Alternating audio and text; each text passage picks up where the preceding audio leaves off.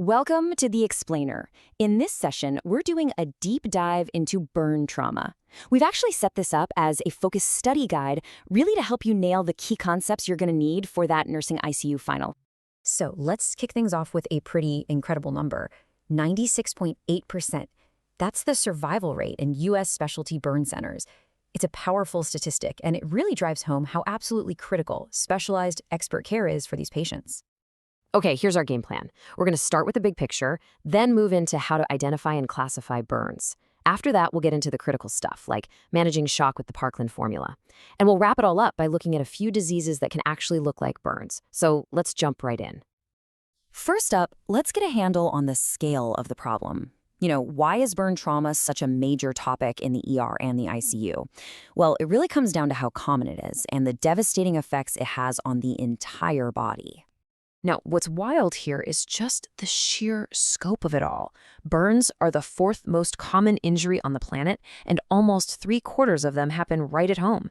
But for your ICU exam, that last bullet point, that's pure gold. A severe burn isn't just a skin thing, no way. It kicks off this massive body-wide inflammatory response that can lead to something called distributive shock. Just think of it like this. The body's pipes, the blood vessels, they get super leaky and wide open, so there's just not enough pressure to move blood around. It's a lot like what happens in sepsis. Next, let's get into identification. The very first step in managing a burn is figuring out what caused it. Was it heat, electricity, a chemical? Your answer is going to dictate what you do next, because the treatments can be wildly different.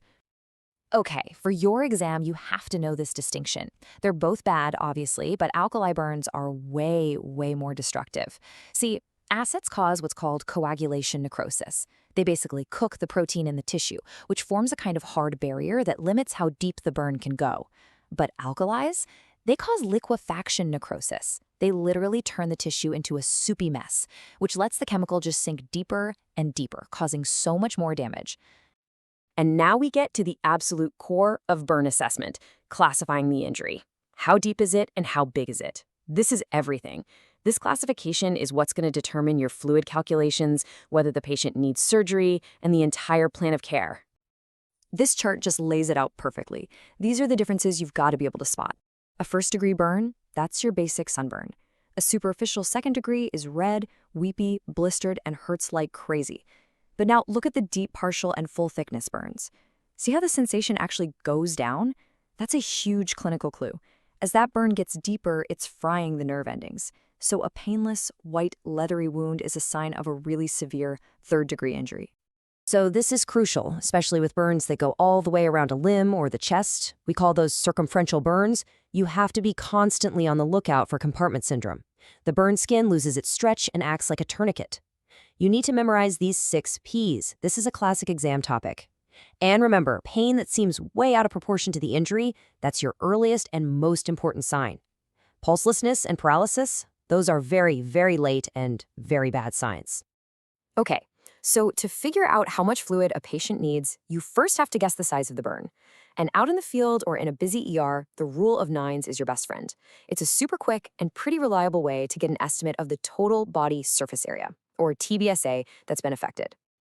All right, pop quiz time. Let's do a quick practice calculation. You've got a patient with second-degree burns. It covers their entire front torso and their whole right leg. Take a second to think it through. Oh, and remember the key rule here. First-degree burns, like a sunburn, do not count in this calculation. If you got 36%, you nailed it.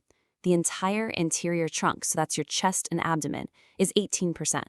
One entire leg is also 18%. You add them together, you get 36% TBSA. Simple as that. So we've assessed the burn, we've classified it. Now it's time to act. Those first few hours after a major burn are, and I mean this, absolutely critical for survival. And it all begins with the airway and stopping burn shock in its tracks. I cannot stress this enough. Always, always, always start with your ABCs. Airway, breathing, circulation. You treat the patient, not the burn. And your suspicion for an inhalation injury has to be sky high. Ask the questions. Were they in a closed space? Do they have burns on their face? Are they coughing up sooty stuff? If the answer is yes, you have to anticipate that their airway is going to swell shut. Inhalation injury is the #1 killer of fire victims because that swelling can sneak up on you hours after the event. Okay, let's talk about the big one. The absolute cornerstone of managing burn shock is massive fluid resuscitation. And the tool we use for this is the famous Parkland Formula. You will be tested on this, guaranteed. Now here's a pro tip. While the formula is key, in real-world practice, we're also really careful about fluid creep, giving too much fluid, which causes its own problems. For your test, know the formula cold. For your practice, know the art of finding that balance. Here it is. It's simple, but it's so powerful. You absolutely have to know this by heart for the exam and for the floor. It's 4 milliliters of lactated ringers multiplied by the patient's weight in kilograms multiplied by the percentage of total body surface area burned. That's it. Now, knowing the formula is only half the battle. The administration schedule is just as important, and this is where a lot of people get tripped up. You give the first half of that massive total volume over the first 8 hours. And here's the crucial detail. That 8-hour clock starts from the time the burn happened, not from when they showed up at your hospital. The second half of the fluid is then split over the next 16 hours. Okay, let's run through one more practice calculation, just to make sure this is locked in. You have a 100-kilogram patient with 45% TBSA burns. How much fluid are you going to give in those first 8 hours? The answer is 9,000 ml. That's 9 liters. Let's break it down. 4 ml times 45% TBSA times 100 kilograms gives you a 24-hour total of 18,000 ml. You give half of that, 9,000 ml, in the first 8 hours. I mean, that's an enormous amount of fluid, right? It just shows you the true scale of what's happening inside the body during burn shock. All right, we're in the home stretch. For our last section, let's cover a key differential diagnosis. These are some really severe, life-threatening skin problems that can look a heck of a lot like a scald burn, but their cause is totally different, and so is the treatment. We're talking about Stevens-Johnson syndrome and toxic epidermal necrolysis, SJS and TEN for short. They're basically two ends of the same spectrum, and usually they're caused by a bad reaction to a medication. For your final, the key thing to remember is the percentage of body surface area where the skin is detaching. SJS involves less than 10%. 10 is when it's over 30%. This is another one of those high-yield facts you just gotta know. And we'll end on this quote. Honestly, it's the single most important thing to take away from this whole guide. A major burn hits every single body system, so you always start with your ABCs and a full trauma assessment, because that burn, it's often just one piece of a much bigger, much more complicated puzzle. Okay, that's it for this one. Good luck on your exam.